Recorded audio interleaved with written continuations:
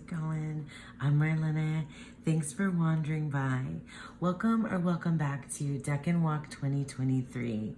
This is the series that I started almost a year ago, where we are walking through the decans of the zodiac and are matching up the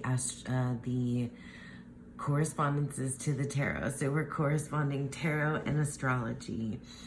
If you're curious and you don't know what a decan or a decan walk is, please visit the description box down below where I have a playlist of all the videos that I've created for each decan along the way.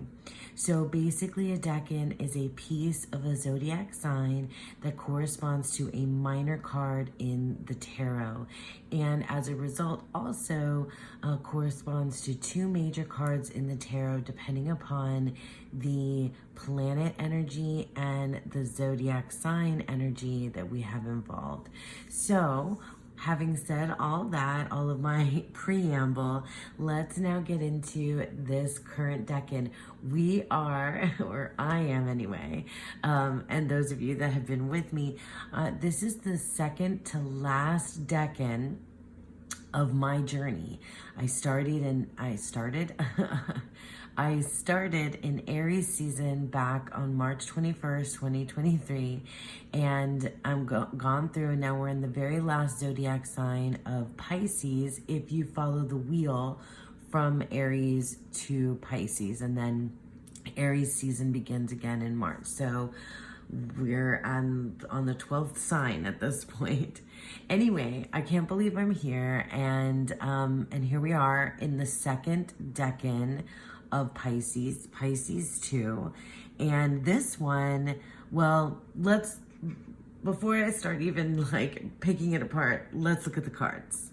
So we are in Jupiter in Pisces, Pisces 2. Up here, I have my card from the Divine Decan Tarot, which is a deck that Reese Marin created and sent to me that I've been using all along this journey. So it is essentially the RWS with the decan information on the front of the card. So Jupiter in Pisces, mutable water. So Pisces is a water sign, and it is mutable because it comes at the very end of its season. In the Northern Hemisphere, that's winter. So Pisces season is that transition from winter into spring. We have our dates here, March 1st through March 10th, and these dates can vary, but I usually try to follow this particular deck's dates. And then our tarot card corresponding is the Nine of Cups, or the Lord of Happiness. So happiness is the Hermetic title that you see here, and it's also, this is the keyword title that you see on the Thoth tarot, if you look at the Thoth tarot. All right, so Jupiter in Pisces. I brought out the cards again from the Star Codes Astro Oracle, which is kind of like my main astrology deck. So it seems to me like the energy here from the astrology is really like straightforward and easy to understand. Like at this point now that I've kind of put a lot of the pieces together, even though I'm a total newbie and you guys have been like learning along with me, that's been the whole point of this, is that like I don't really need to like dive into the books too much every single time, because this one seems pretty clear. So, I mean, I already did like my investigations into the zodiac sign of Pisces. Pisces, as you can see here, we've got our two fish, and Pisces is associated with the moon card in the tarot. So we have that idea of cycles, we have that idea of introspection, intuitiveness. It's very, very sensitive and emotional, and I stick with that idea. Like the waters of Pisces are deep and full of like just the depths of emotion, and it's a very it's a very sensitive, very empathetic, very like intuitive, even, you know, psychic, like next level kind of energy. And a lot, I know that I've got some comments and heard back from folks that are, that have family members or friends who are Pisces, who are born under Pisces, who really kind of resonate with that idea that they just have this like knowing, which I think is super cool. And like, you know, I don't know if like a lot of empaths are also Pisces, but that would be cool. I don't know if there's like stats out there about that, but anyway, nevertheless, Pisces is so in that area, that like upper chakras, but also very much tied to the heart space too, because it is emotion. And we're in the cups in the tarot, so we're in the realm of emotion, right? The world of emotions. So that's the Pisces sort of stuff going on here that I've learned about. Jupiter, though, we already visited Jupiter when we first investigated Pisces, because Jupiter is the ruling planet of the sign of Pisces, if you're looking at the classical planets, right? So those of you, you know, don't get confused, because you might look up resources and try to find the ruling planet of Pisces and see that it's not Jupiter, but rather, oh, I forget which one it was, Neptune.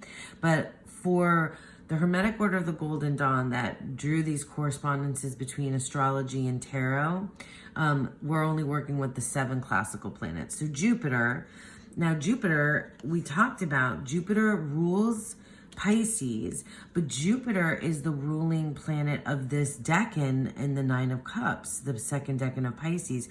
So you have double Jupiter energy here, like double, double. So that means that this huge, because that's what I think of like with Jupiter, it's like this gigantic, growing, expanding, like beyond comprehension, beyond my comprehension, like feeling. It's abundance beyond. It's like, you know when you do math and it's like, you know, infinity squared, and then you do that silly thing where you're like, I love you to the moon and back. I love you infinity. I love you, you know, like you do that silly thing, and it's just like it's without end. Without end, okay? And like my puny brain can't even comprehend that. I think I recently saw a documentary on Netflix about infinity. Yes. I'm gonna, if I find it, if I remember the name of it, I will, I'll put it on the screen or I'll link it below. But that's what I think of when I think of Jupiter, which is really interesting because Jupiter is tied to the Wheel of Fortune. And I was just talking about in my last video about the first decan of Pisces, when we talked about the Wheel of Fortune. The Wheel of Fortune is kind of a scary card to me because it's so giant, it's so big, it's so outside of my understanding and anything that I could potentially control as a person that it makes me feel like spinning, right? I'm spinning. And that's an uncomfortable kind of place to be. Maybe mentally, because I'm a Gemini, so I'm in my headspace all the time. But I don't think I'm uncomfortable with this in a feeling space. So like this abundance of feeling, precisely happiness, is like love without end, right? Some folks assign that to deities. I mean, I grew up Catholic, so immediately like what popped into my brain was like Christian teachings and stuff. I was just thinking of that prayer, world without end, amen, but it's more like love without end. But anyway, I mean, I know, I'm no longer a practicing Catholic, but just those words, the words stick with you. In any case, it just feels like love without end, love without limit, no boundaries. Like the 8 of Cups, which we did last time, was about setting up boundaries for your emotions. This is about just like to the extreme of happiness, right? And it's not, well, maybe not the ultimate extreme, because that would come next, right? In the 10. Right now, this feels very much about like a solo person, because there aren't, I mean, there's lots of cards in the Waite-Smith that are a person by themselves. But if you look at all of the nines, which I grabbed, I was curious to see if I could make some ties between the specific astrology. I've done all of these nines already, but they all are solitary people, and they all are having to deal, or because this person is even confronting this in kind of a way as well. And depending on the planetary influence here, it makes a big difference, how they manage in this mental space when they're at this sort of like almost at the peak, like this is like the climax of the story, right? And then for me, the 10s are like the denouement. It's like the fall, like what the resolution afterwards. This is like the peak. The 9s for me is like the peak at the climax, like just tipping over. But in any case, these are solitary people, right? And in this is like love without limit, but it's an individual that is coming, face to face with this like limitless love.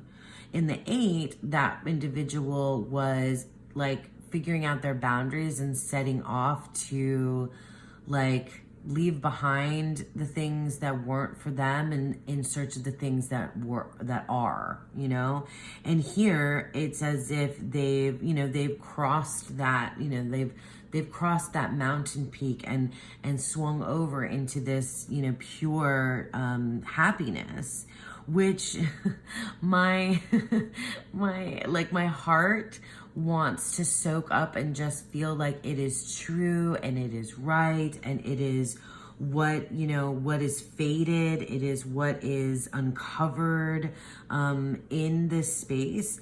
But I also, with the moon energy too, and the Wheel of Fortune energy, there's a dark side of the moon, right? There's a shadow side.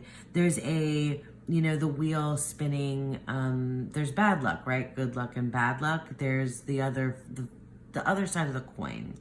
And I tend to think of that too here, because especially in this card, because like the word, especially with the Thoth card, the word happiness written on a card is suspicious to me. I don't know if any of you guys feel this way, but it's suspicious to me. And the thing that I like, and happiness is suspicious to me, and maybe that's just a me thing, but like maybe sometimes I'm one of those people who's like waiting for the other shoe to drop, like this can't be, it's too good to be true, that kind of thing. And that's what this makes me think of, like, am I, I can speak from my me place, am I able to really like accept contentment? And also, am I willing to, like, if I am accepting contentment and happiness, I need to be careful not to be smug, because that's what I see in this dude's face. I always see this sort of smugness when I'm looking for like this like overly satisfied contentment, right? A little smug. And I think that's the dark side of the moon, or the shadow side, or this is like, just the cards are neutral, right? But they have positive and negative connotations, of course. And so there's that fear that like this can't last, which I think is something that comes across in Thoth as well. If you read the Book of Thoth, or if you read books on Thoth, the Thoth Tarot, a lot of the explanations for all the cards that kind of lean one, good or bad, is that it never lasts. Like, it's momentary, like it's not long lasting. And I get that sense with this, with the nine of cups and happiness as well. Well, let me grab those. Let me grab those Thoth cards real quick so we can look at them together. So in the Thoth, we have the moon card for Pisces, and then here is our 9 of cups. Not the most beautiful depiction in the cup suits. Not really. And although I do love purple, the bright shining, like it's almost like too much, right? The color, the yellow, like radiant, it doesn't strike me as liquid anymore. In some of the other cups cards, this strikes me as like, oh, I don't know, like ambrosia, right? The liquid for the gods, you know, it's too bright. It's too much. Anyway, happiness. I don't know. Maybe that's just me because I'm like too cynical in this world. Although I am also like such a bleeding heart. I really am. I'm a lot of things. Anyway, that's, you know, just like from the imagery alone, it feels like it's because it's not blue liquid, right? And then, you know, we have our Wheel of Fortune, which, the fortune, they're very similar in both the Waite-Smith and the Thoth, which is rare, relatively rare, I should say. For these two Golden Dawn, most famous tarot decks. But yeah, I mean, I want to believe in the 9 of Cups happiness, and I think that there are occasions to believe in the 9 of Cups happiness, but I think there's a danger there, a danger of second guessing yourself, because it really does feel in the 9s like it feels very, very individual, it feels like it's a solo kind of quest and journey spot.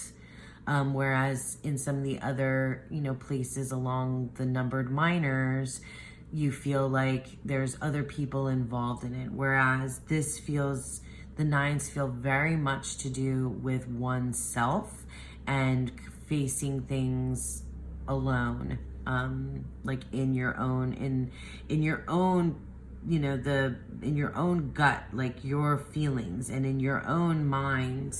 What you're dealing with in your own mind and what you have been through, just your narrative, your story. That's what this feels like in the 9 of Wands. And then in the 9 of Pentacles, it's about your independence or lack thereof, or what you've done to gain independence. And it's your story. Like all of the 9s feel very tied to one person's story, as this like sort of just over the pinnacle, just over the peak, as I was saying.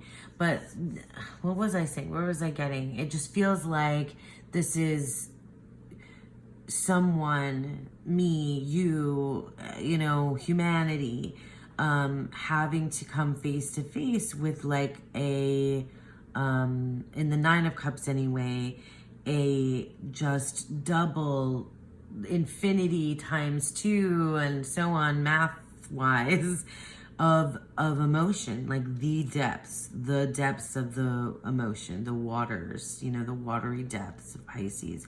And the danger there, I think, is to doubt it, to doubt that happiness, to doubt that luck or abundance, to doubt that you deserve it, that one deserves it, or to become smug in it, like you're overly deserving of it. Like it almost has a little bit of that 4 of Cups kind of energy, like that kind of like boredom, right? That like saturation spot where it's just like meh.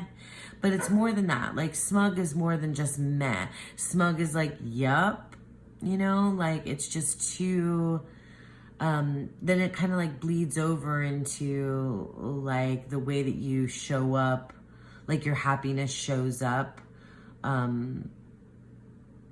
when other people are looking at you. You know what I mean? Like, if all along this is a solo, like if this is a solo thing, then all of a sudden when someone puts the, you know, the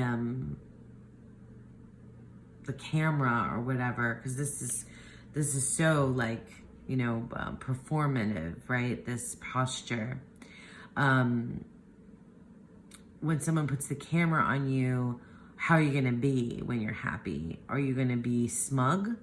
And like, where's that tipping point, you know, from being doubtful that you deserve it to being like, yeah, you know, I do deserve this and I am happy, to then tipping over into a smug place that's kind of gross, you know what I mean? Or is it just perceived smugness?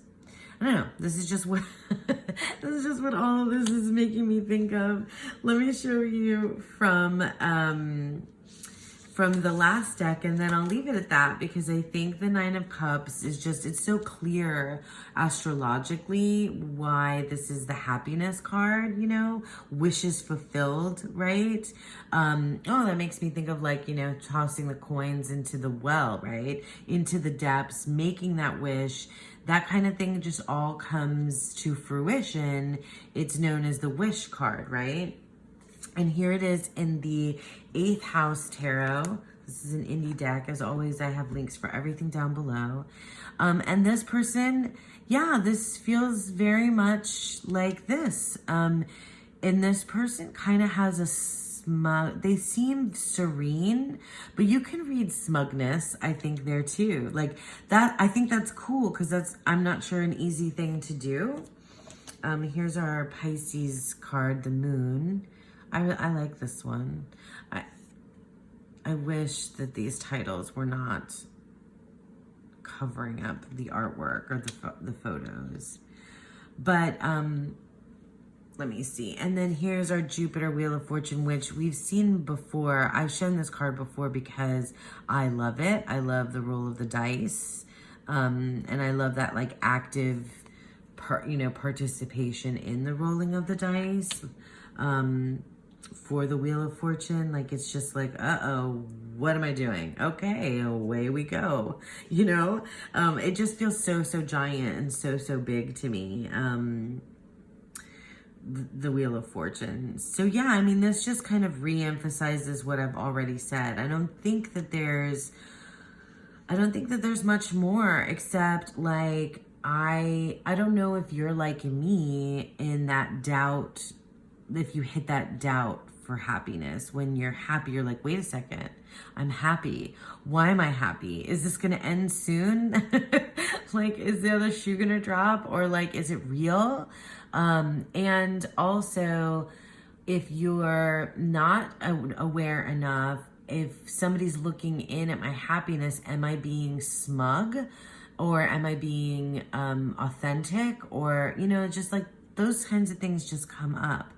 I wish, my Nine of Cups wish for myself and all of us is that we can really feel, this will make me tear up, but we can like actually feel happiness and in the depths of our emotion, and like feel a limitless love, an endless, abundant feeling of happiness. I don't know if it's love necessarily or it transcends that. But like, yeah, I wish that for everyone. Like, I wish that you would get this card, or you would read this card for someone else, and it would be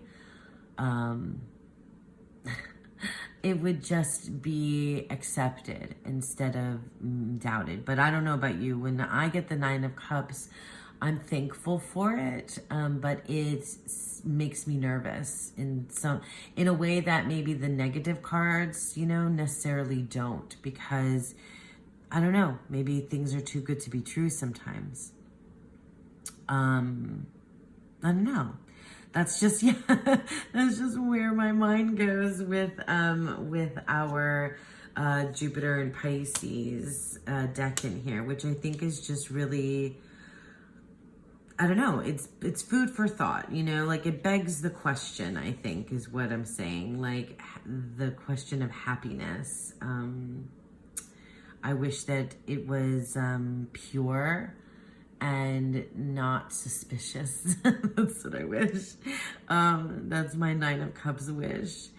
And yeah, with that, I'll leave you guys. I hope that you enjoyed this. I hope this made sense to you. It's totally off book and rambly this time, but I hope that you got something out of it. Please, you know, leave me comments below. Let me know what you think of the Nine of Cups, what you think of Jupiter, double Jupiter in Pisces. And yeah, I'd love to hear from you. Thank you so much for sticking with me. Make sure to check out the description box below for the spread that I've created for all of you and myself. I thank you for being here. I hope that you have a beautiful, wonderful second decan of Pisces and a beautiful, wonderful day. Bye.